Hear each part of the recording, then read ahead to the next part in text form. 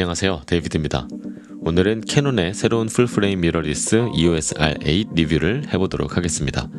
EOS R8은 캐논의 첫 풀프레임 미러리스인 EOS RP를 계승한 모델인데요. 캐논의 풀프레임 미러리스 중에서 가장 가격이 낮은 모델입니다.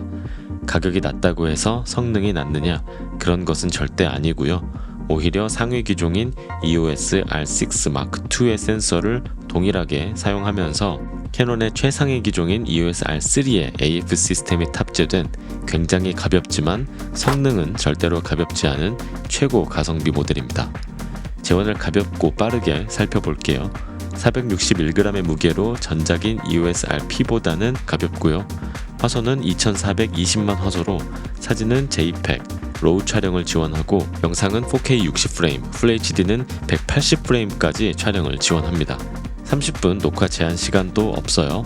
셔터는 전자선막, 전자식 셔터 이렇게 두 가지를 지원하고 전자선막일 경우에는 4000분의 1초, 전자식 셔터일 경우에는 16000분의 1초까지 셔터 스피드를 설정할 수 있습니다.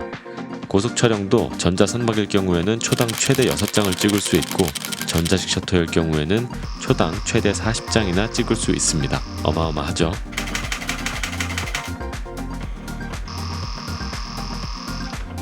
메모리 슬롯은 1개고요. UHS-2까지 지원을 합니다. 뒷면에 있는 다이얼도 휠 다이얼이 아니고 그냥 버튼식 다이얼이에요. 카메라 온오프 스위치는 오른쪽에 있고 사진 영상 전환 버튼은 왼쪽에 있습니다. 사실 제품이 나오면 재원 같은 건 홈페이지에서 찾아보면 더 자세히 나와 있긴 한데 특징적으로 꼽아볼 만한 것들을 간단하게 요약해봤습니다.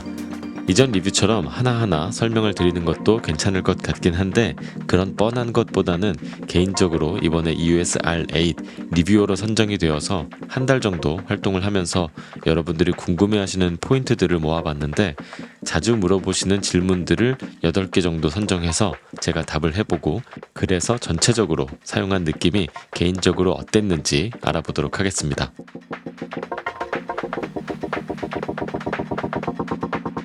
EOS R8의 가장 큰 장점이라면 풀프레임임에도 불구하고 가벼운 무게와 작은 크기라고 할 수 있습니다. 실제로 실링백에 넣어 다닐 때도 부담 없이 들어가고 가방을 메고 다니면서도 무겁다는 생각을 하지는 않았습니다. 물론 EOS R8을 사용하면서 원래 사용했던 L렌즈 말고 휴대성이 좋은 RF35mm f1.8 렌즈를 결합해서 사용했기 때문에 무게에 대한 부분은 더 크게 와닿았던 것 같습니다. 실제로 한 손으로 카메라 스트랩 없이 1시간 넘게 들고 돌아다니면서 촬영을 했을 때도 손목에 전혀 무리가 가지 않고 잘 촬영을 할 수 있었습니다. L렌즈를 사용해 보신 분들은 이미 알고 계시겠지만 L렌즈 자체가 워낙 다른 가성비 렌즈들보다 무겁기 때문에 카메라 무게가 휴대성 자체에 큰 영향을 주지는 않습니다. 다만 동일하게 가성비 렌즈를 사용한다는 가정하에서는 렌즈의 무게가 워낙 가볍기 때문에 카메라의 무게 차이가 굉장히 크게 느껴지더라고요. 그래서 평소에 L렌즈를 사용하시는 분들이 아니고 저렴하고 가벼운 렌즈 위주로 사용하시는 분들에게는 휴대성에 있어서는 굉장히 좋은 선택이라고 생각됩니다. 아이들을 가진 부모님, 가벼운 여행을 가려는 분들, 평소에 카메라를 가지고 다니면서 이곳저곳을 기록하고 싶으신 분들에게는 풀프레임으로서 EOS R8은 정말 좋은 선택이 될 것 같습니다.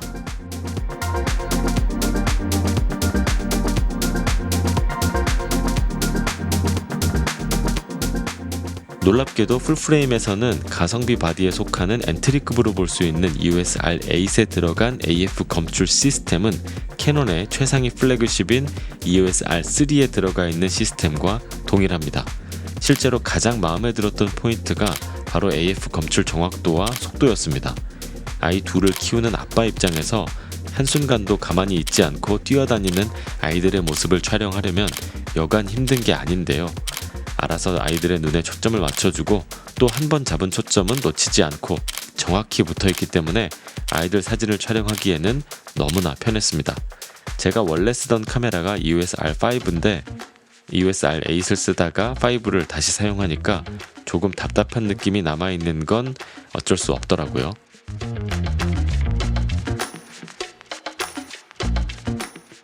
바로 위에 말씀드렸지만 AF의 성능이 매우 뛰어나기 때문에 아이들이나 스포츠, 동물 사진들까지 이 카메라로 아마 못 찍는 사진은 없을 거예요.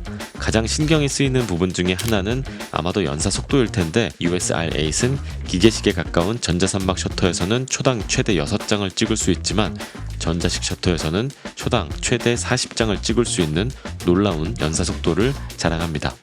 왠지 전자식 셔터는 조금 안 좋은 것 같고 부가적인 기능처럼 인식이 되고 있어서 손해보는 느낌을 가지시는 분들이 계실 것 같아요. 셔터 소리도 뭐 예전 같지 않고 전자선막으로 촬영을 하게 되면 보케 잘림이 있다는 이야기를 너무 많이 들어서 그런 게 아닌가 싶은데요.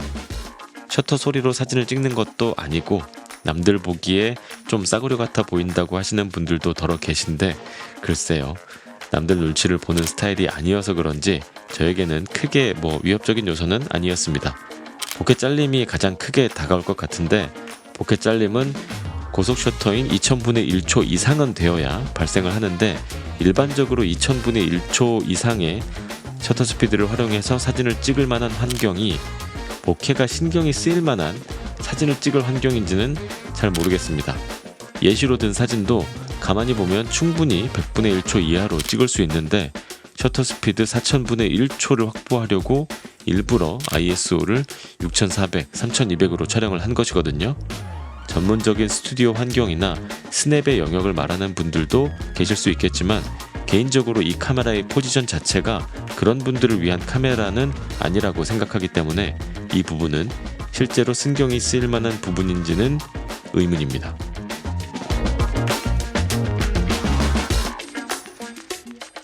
배터리가 작고 모자란 것은 부정할 수 없는 사실인 것 같아요. 4K 60p 촬영을 배터리 하나로 30분 이상을 하기가 사실은 조금 어려우니까요. 서너 시간 여기저기 들고 다니면서 사진을 찍기에는 무리가 있는 배터리 용량은 사실 아니라고 생각을 합니다.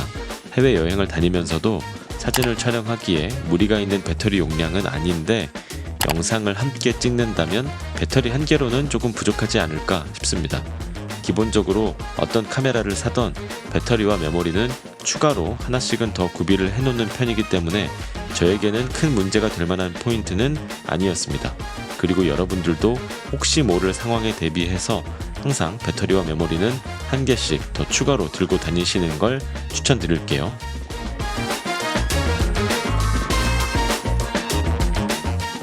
개인적으로 EOS R8에서 손떨방이 없다는 부분이 사진이나 영상 생활에 얼마나 영향을 줄까 이게 가장 궁금했는데요. 실제로 또 사용을 하고 나니까 손떨방이 없으면 또 없는 대로 적응을 하는 데에는 크게 어렵지 않았습니다. 셔터 스피드를 조금 더 확보를 해야 하고 ISO를 조금 더 올리기도 해야 되고 원래 찍던 버릇보다는 조금 더 신경 써야 할 게 생기기는 했지만 그렇다고 손떨방이 없어서 불편했느냐 라고 물어보신다면 글쎄요. 이 카메라가 손떨방이 없다 라고 느끼면서 사진을 찍었던 적은 없었습니다. 영상에서는 어차피 액션 카메라나 스마트폰 수준의 손떨방을 기대하기는 어렵기 때문에 그 부분도 크게 차이를 느끼지는 못했어요. 간혹 손각대 테스트를 저도 해보긴 하는데 이게 실제로는 테스트 목적 위에 이런 촬영은 거의 해본 적이 없어요.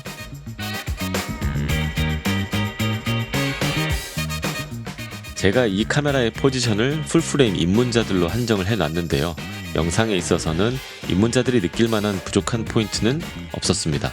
이렇게 말씀드리면 또 부족한 게 있는데 뭔가 감추는 느낌이 조금 있어 보이죠? 4K 60프레임을 지원하고 FHD는 180프레임까지 촬영을 지원합니다. 전문적 영상의 느낌을 낼 수 있도록 컬러 그레이딩에 이점이 있는 C-Log3 촬영도 지원을 합니다.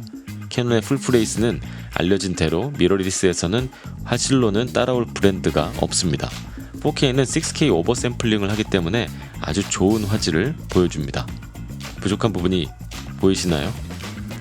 개인적으로 유튜브 채널도 운영을 하면서 영상도 꽤 찍고는 있지만 EOS R8이 지원하지 않는 오라이 포맷 이건 저도 쓰지 않고 있기 때문에 뭐 아쉽다고 이야기할 수는 없을 것 같습니다. 그래도 영상 촬영이 80% 이상이라서 신경이 쓰인다 라고 한다면 사실 이런 분들은 EOS R8보다는 다른 카메라가 더 나은 선택이 될 수도 있을 것 같습니다. 최근에 소니에서 뭔가 나왔다는 것 같죠?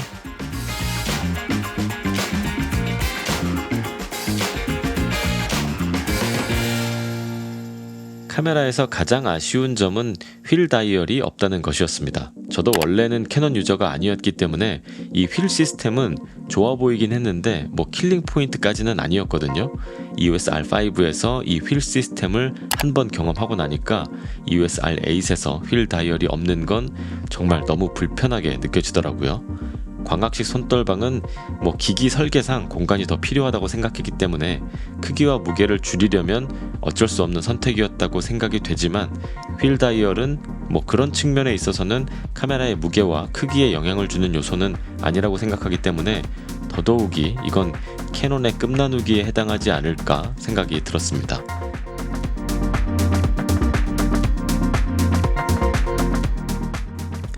그래서 사야 되냐고요? 새 제품이 나왔는데 당연히 사야죠. 누가 사진 찍으려고 카메라를 삽니까? 그냥 신제품이 나왔으니까 사는 거지. 사려고 고민하다가 이 영상에 들어오셨다면 사야 할 이유는 위에서 충분히 말씀드린 것 같습니다. 혹시나 카메라 입문을 하려고 하는데 풀프레임으로 시작하고 싶다 라고 하시는 분들께는 카메라 구입 후에는 5년 정도는 카메라 뽐뿌는 받지 않을 만한 좋은 카메라다 라고 말씀드릴 수 있습니다.